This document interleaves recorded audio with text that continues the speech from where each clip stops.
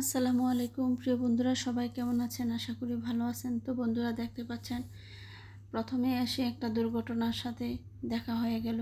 এই মুরগিটাকে ঠুকরিয়া অন্য আরেকটা মুরগি একদম রক্তাক্ত করে ফেলেছে। তো আমি এখানে একটু হলদের গুঁড়ি লাগিয়ে দিয়েছি আর একটা নাপা খাইয়ে দিয়েছি। তো মূলত আজকে মুরগির ঘরে আসছি, শুধু এই যে খাঁচাটাকে আজকে করবো, মুরগিকে খাবার দিয়ে ফেলেছি। তো দিয়ে এখন এই খাঁচাটাকে রং করব। বাইরে রেখেছিলাম কিন্তু বৃষ্টি পানিতে খাঁচাটা মোটামুটি একটু ভিজে গিয়েছে। তো পরে আমি এটাকে একটা ন্যাকড়ার সাহায্যে আমি একটু পানিটা শুকিয়ে নিয়েছি। তারপর আমি এখন রং দিতেছি। তো মূলত অন্য কালার দিলে দিতে পারতাম, কিন্তু আমি সাদা কালারটা আমার খুবই পছন্দের কালার এবং আমি এটা খুবই পছন্দ করি। আমার সাদা কালার সাদা কালারের প্রতি আমার অনেক বেশি দুর্বলতা। তো যাই হোক, ঘুরে ফিরে যেদিকে যেটাই কিনতে যাই না কেন, সবসময় দেখা যাচ্ছে যে আমার সাদার দিকে আমার একদম নেশা লেগেই থাকে। তো রং কিনতে গেছি, তাও বিকল্প কোনো কিছু না, সাদাটাই আসতেছে। তো পরে ভাবলাম যে একটা খাঁচা সাদা করে ফেলি। তো এটা কোয়েল পাখির জন্য কিনে নিয়ে আসছিলাম। তো এখন খাঁচাটা তো একেবারে এটা সেকেন্ড হ্যান্ড খাঁচা কিনে নিয়ে আসছি। তো আমি এটাকে রং করতেছি। আর এখানে যে বেঞ্চটা ছিল এটা এদিকে নিয়ে আসতেছি, কারণ রঙের এটা রেখে এটার উপরে তারপর করব। দেখতে পাচ্ছেন খাঁচাটা এখন পুরনো, বা আমি এটা ধুয়ে তো পরিষ্কার তার আগেই করে রেখেছি, ঘষা মাজা যা করার তাই করে ফেলেছি। তো আলহামদুলিল্লাহ আজকে একদম পরিপূর্ণভাবে এটাকে একেবারে আজকে কয়েকদিন যাবৎ এটাকে আমি রং করা হচ্ছে না, কারণ হয়তো বা একটা কাজ করতেছি বা অন্য আরেকটা কাজ করতেছি, এরকম করে করা হচ্ছে না। তো যাই হোক, আজকে ইনশাল্লাহ আল্লাহর রহমতে এটা আমি কাজটা কমপ্লিট করব। তো আপনারা আমার সাথেই থাকুন, দেখুন। আমি ভেবেছিলাম প্রথম একটা ন্যাকড়ার সাহায্যে করব, পরে ভেবেছিলাম যে না, ব্রাশ দিয়ে করব। আসলে আমি মূলত দুইটা নিয়ে আসছিলাম, স্প্রে নিয়ে আসছিলাম, যে স্প্রে দিয়ে আমি এটা করব, হয়তো বা আমার এত পরিশ্রম হবে না। 180 টাকা করে স্প্রেগুলো নিয়েছিল। আমি একটা হোয়াইট পেয়েছি আর একটা ইয়েলো কালার পেয়েছি। তো আমি দুটো এনেছি। হোয়াইটটা খোলার পর আমি দেখতেছি যে এটা বাতাসের মতো উড়ে যাচ্ছে। আমি যখন স্প্রে করতেছিলাম তখন লাগতেছিল না। তো আর কি করব, পরে আমি যেহেতু ওইটার ক্যাপটা খুলে ফেলেছি, তো আমি ওইটার ব্যাগ দিয়ে নেই। আর যেটা হলুদ কালার ছিল ওইটা আমি ব্যাগ দিয়ে ফেলেছি। আর ওইদিকে দেখেন মুরগা ফার্মিগুলি কি ঝগড়া করতেছে। তার এই যে এটাকে একা বন্দি করে রেখেছি, ওই মুরগিটাকে দেখেন কি করেছে কামড়িয়ে। তো যাই হোক, আমি এখন এই যে সাদা কালার যে ইয়েটা ছিল ওইটা আমি তো দিয়ে তারপর আরেকটা এটা মিক্স, একেবারে আর কোনো কিছু এটার সাথে মিক্স করতে হবে না, একেবারে রেডি করা রং এটা নিয়ে আসছি। তো এটার ডিবিটা আবার 1 লিটারের 450 টাকা রেখেছে। 300 টাকারও আছে, বলে যে 450 টাকারটা একটু বেশি ভালো কোয়ালিটির। তো পরে আমি বলছি আচ্ছা এটা দেন, তো এটাই নিয়ে আসলাম। তো আলহামদুলিল্লাহ ভাবতেছি কি দিয়ে করব। প্রথম ভাবতেছি মার্কিন কাপড় দিয়ে করব, হাতে তো রং লেগে যাবে। আবার ভাবতেছি গ্লাভস পরে করব।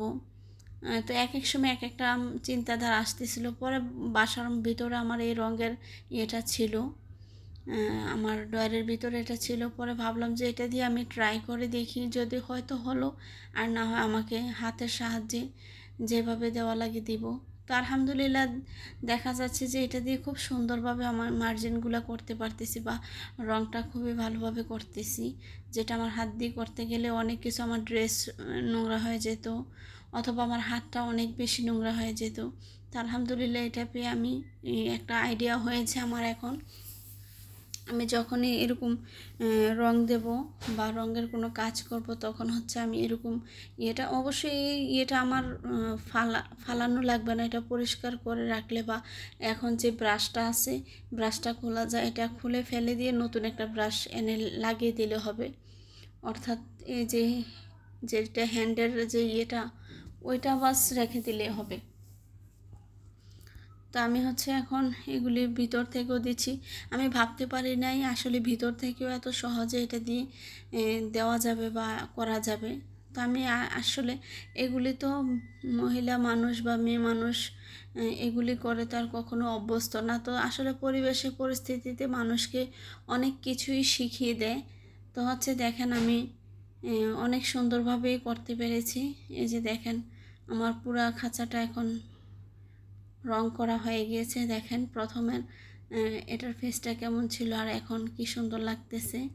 আর হচ্ছে আমি যে রংটা অবশিষ্ট একটু ছিল আরও, মানে যেটা বক্সে ছিল আর কি, আর যেটা ডিবিতে ছিল ওটা রয়ে গেছে। আর বক্সেরটা আমি কি করছি, এই যে মুরগির খাঁচাতে এটাতে তো দিছি, আর ওইগুলোর মধ্যে সাদা যে এখানে এখানে একটু একটু দিয়ে দিছি, আর এটার মধ্যে একটু একটু, এটা অবশ্যই এটা ইয়ে ছিল, যে আপনার সিলভার কালার ছিল। আমি হচ্ছে একটু দিয়েছি, বেশি দিনে, যে উপরের এক সাইডে একটু দিয়েছি, মানে এটা ভালো করে কিছু করে নেই। অর্থাৎ যে বক্সটার মধ্যে নিয়েছিলাম রংটা, ওইটা থেকে একটু মানে নিয়ে দিচ্ছি, ওইটা শেষ হয়ে গেছে জাস্ট মুছে মুছে।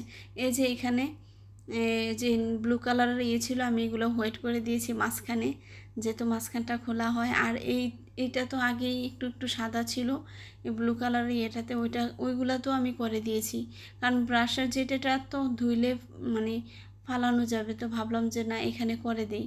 তো এই যে ব্লু কালারের এইগুলাতে আমি হোয়াইট কালার করে দিয়েছি। তার হচ্ছে এখন আমার রং করা আলহামদুলিল্লাহ শেষ। তো এই যে এখানে দেখতে পাচ্ছেন যে আদা গাছটা লাগিয়েছি, মাশাআল্লাহ অনেক আদা সম্ভবত ধরেছে। আর এখানে আবার নতুন করে যে চারাটা রোপণ করেছিলাম মিষ্টি কুমড়ার চারা, ওইগুলো মাশাআল্লাহ আলহামদুলিল্লাহ অনেক বড় হচ্ছে। আর এই যে 2 দিন আগে লাউয়ের যে বিচিগুলি 4টা বিচি লাগিয়েছি, মাশাআল্লাহ আলহামদুলিল্লাহ আল্লাহর রহমতে একটা উঠতেছে। তো এই মাটিটা একটু বৃষ্টি হচ্ছে, পানি দিচ্ছি, মাটিটা চেপে গিয়েছে, তো ভাবলাম যে এটা একটু খুঁচিয়ে খুঁচিয়ে মাটিটা একটু উঠিয়ে দিই। যদিও কোথাও বিচিগুলো একেবারে চেপে থাকে, হয়তো বা পানি যাবে না, তো একটু ফাঁকা করে দিলে মাটিটা হয়তো বা পানি যাবে, বিচিগুলা থেকে চারাগুলা বের হইতে পারে। যেহেতু 4টা মাত্র বিচি লাগিয়েছে, আর কিছুদিন আগে যেগুলো আলাদা করে করে লাগিয়েছে আলহামদুলিল্লাহ এখন গাছগুলি আল্লাহর রহমতে টিকে গিয়েছে। আর এখানে বরবটি গাছটাও বড় হয়ে যাচ্ছে, এখানে মাচা দিতে পারি না এখনও, তবে বাঁশ নিয়ে আসছি, এখন আমি মাচা দিব। বৃষ্টির কারণে আর কোনো কিছুই করতে পারি নাই, আজকে মাচাটা দেওয়ার ইচ্ছে ছিল, তো ভাবলাম যে না আজকে বৃষ্টি আর করা হবে না। আর এখানে একটা বেগুন আছে, গতকালকে আমি আরও 3টা বেগুন পেড়ে নিয়ে গেছি, অবশ্যই ওইটার ভিডিও করা হয় নাই। আর এখানে হচ্ছে যে মিষ্টি কুমড়ার গাছটা হয়েছে, আমি যে আগাগুলি একটু আসছিল এগুলি একটু ভেঙে দিয়েছি, কারণ যেন উপরে গাছটা ঝুপড়ি ঝাপড়ি করে আসে হয়, তখন আমার হচ্ছে ফলন বেশি ভালো হবে। আর এখানে বরবটি গাছগুলা মাশাআল্লাহ আলহামদুলিল্লাহ দেখেন কি সুন্দর করে একদম কচকচে করে হচ্ছে। আর হচ্ছে এখানে যে ঢেঁড়স গাছগুলি লাগিয়েছি, ওগুলোই আসলে এখন ভাবতেছি এগুলো তো এই মুহূর্তে ফলন দিচ্ছে, যার কারণে এখন এগুলি কাটতে পারতেছি না। তো প্রতিদিন আমি 2টা 4টা 5টা এরকম করে ঢেঁড়স, তারপর বেগুনের এরকম করে পেরে নেই। আর এদিকে দেখতেছেন এই গাছগুলি আমি মাচাতে উঠিয়ে দেওয়া লাগবে। আর এখানে এই যে দেখতে পাচ্ছেন ঢেঁড়স গতকালকে আমি পেরে নিয়েছি, গতকালকে সম্ভবত 4-5টা পেরে নিয়েছি। তো ঢেঁড়সটা কাটতে গিয়ে ডালাতে আটকে গিয়েছে, মাটিতে পড়ে নেই আলহামদুলিল্লাহ। তো এই যে দেখতে পাচ্ছেন আমি একদম ছোট ছোট থাকা অবস্থা ঢেঁড়স আমি পেরে ফেলি, কারণ হচ্ছে একটু বড় হলে আমার কাছে একেবারে খেতেই ভালো লাগে না, একদম ছোট ছোট এইগুলা খেতে খুবই ভালো লাগে। তো তাই আমি ছোট ছোট প্রতিদিনই আমি 4টা 3টা 4টা 5টা এরকম করে মানে পারি।